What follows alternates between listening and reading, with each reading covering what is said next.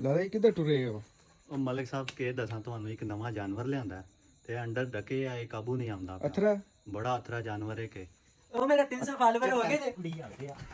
ਵੇਖਿਆ ਜੇ ਬੜਾ ਅਥਰਾ ਤੇ ਅਸੀਂ ਅਨਬਾਕਸਿੰਗ ਕਰ ਲਗੇ ਅਸੀਂ।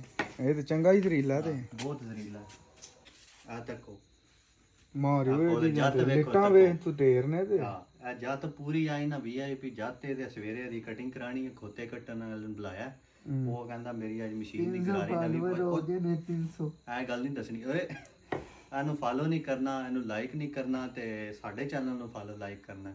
ਤੇ ਮਿਲਨੇ ਅਗਲੀ ਵੀਡੀਓ ਵਿੱਚ। ਇੰਨੇ ਜੀ ਨੂੰ ਮੈਂ ਆਪਣਾ ਬਾਂਦਰ ਤਿਆਰ ਕਰਾਂਦਾ।